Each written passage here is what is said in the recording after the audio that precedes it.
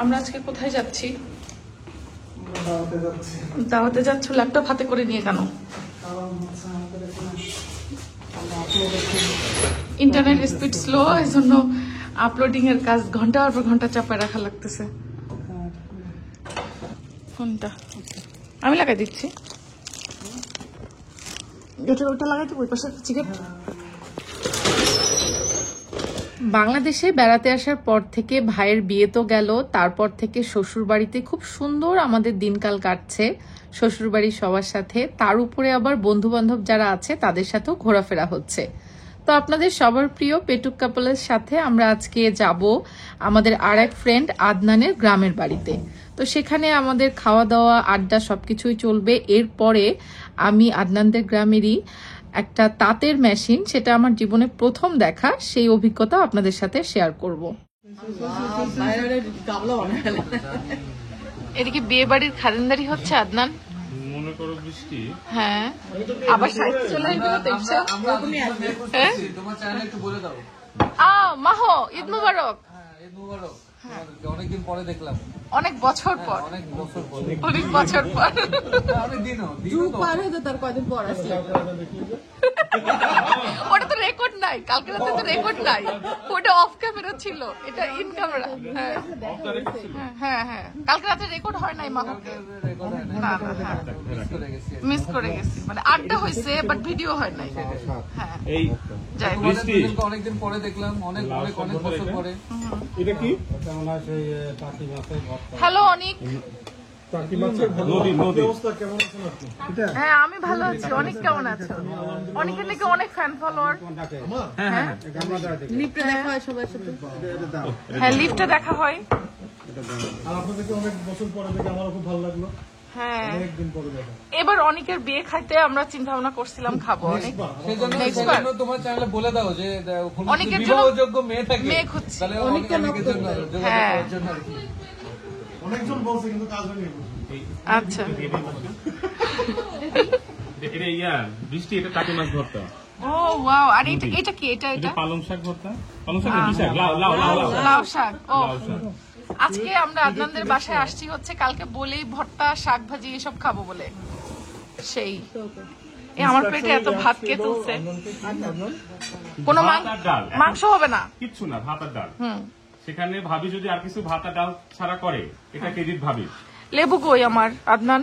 ওই লেবু, মুনি লেবু গাছ আছে রে, লেবু নিয়ে আয় তো মুনি। লাউ শাক কাটুন নিয়ে আয়, নিয়ে আয়।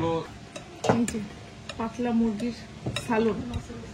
এই মুরগিটা নাকি সকাল 10টার সময় জীবিত ছিল, তারপর দৌড়ায় বেড়াচ্ছিল, দৌড়ে বেড়াচ্ছে মাঠে, তারে ধরছে, তারপর তারে ধরা এক আদনানের ডিসিশন। জীবন্ত প্রাণকে তোরা বাঁচতে দিলি নাই। আমরা বুঝতে দিই ভাই কচু শাকের কি জীবন প্রাণ ছিল না? কচু শাকের প্রাণটা একটু মানে কম প্রাণবন্ত, আচ্ছা, দাবাদাবি করতে পারেনি। একেবারে দেশি মুরগি দাবড়ায় ধরে রান্না করা হয়েছে। Thank you Adnan. দেশি মুরগির স্বাদ, ইউপি গরুর মাংসের টেস্ট আর বাংলাদেশের আকাশ পাতাল তফাৎ। নাম কি তোমার বলো? রাসেল। রাসেলের খুব ইচ্ছা সবাই আপনারা রাসেলকে দেখবেন আর রাসেলের জন্য একটু দোয়া করবেন, তাই তো? গাছের জন্য ভালো ভালো বউ পায় নাকি?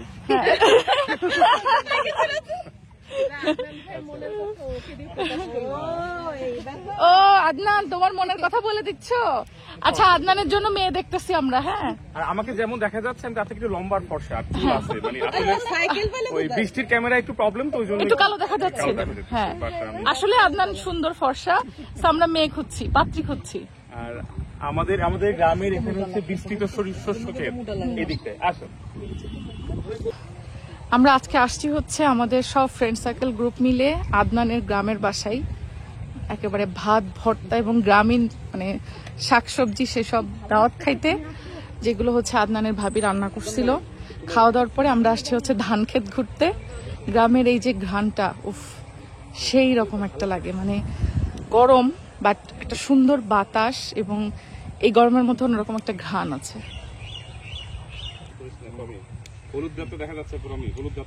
এদিকে ফটো সেশন চলছে। কি রাসু ইফসা ফটো সেশন করবা না? করে ফেলো। আমার জন কই? ফোনে কথা বলতেছে, আমার ছবি তোলার লোক নাই। এত সুন্দর শস্য ক্ষেত।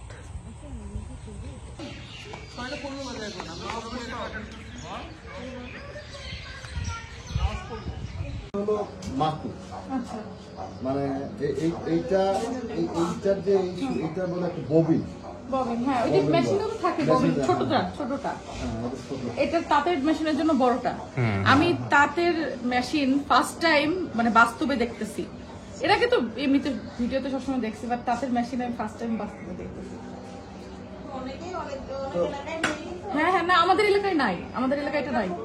আপনাদের বাড়ি কোথায়? কুষ্টিয়া শহরের মধ্যে, পুলিশ লাইনের পাশে।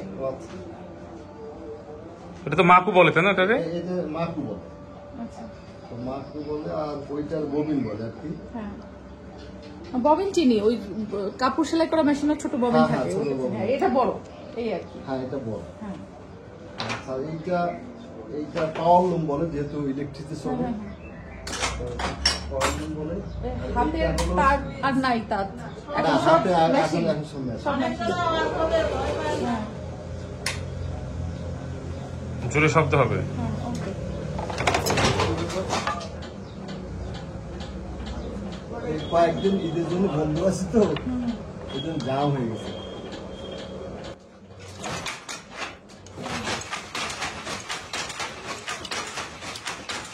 আমি আজকে খুবই এক্সাইটেড ছিলাম আদনানদের গ্রামের বাড়িতে বেড়াতে গিয়ে। আর যেহেতু আমার আসলে প্রথমবারের মতো এই তাঁতের মেশিন স্বচক্ষে দেখা, যেটা কিভাবে আসলে কাজ করে। অনেক পুরনো আমল থেকে কিন্তু আমাদের বাংলাদেশের ঐতিহ্য তাঁতের বিভিন্ন পোশাক আশাক থেকে শুরু করে সবকিছু। তো এই জিনিসগুলো আমি যখন স্বচক্ষে দেখছিলাম আমার কাছে এত ভালো লাগছিল।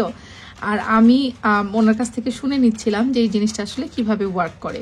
তবে উনি বলছিল যে আসলে এই জিনিসগুলো আগে যেরকম খুবই ম্যানুয়ালি করা হতো, সেই জিনিসটা এখন নাকি অনেকাংশে যান্ত্রিক হয়ে গেছে। হাতের কাজ এখন অনেক কম। আগে নাকি হাতে এগুলো করতে হতো, যেটা আমরা আসলে অনেক ভিডিও বা অনেক ডকুমেন্টারিগুলোতে দেখে থাকি।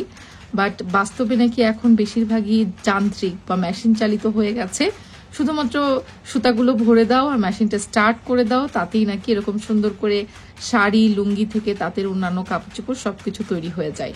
তো এই জিনিসগুলো যেহেতু আমার স্বচক্ষে প্রথমবার দেখা ছিল, আমি সবকিছু জানছিলাম, দেখছিলাম, এবং আমার কাছে মনে হচ্ছিল যে জিনিসগুলো আমি ভিডিওতে দেখি সেই জিনিসগুলো প্রথমবার এরকম স্বচক্ষে কিভাবে তৈরি হচ্ছে সেটা দেখতে পাচ্ছি। খুবই ভালো লাগছিল।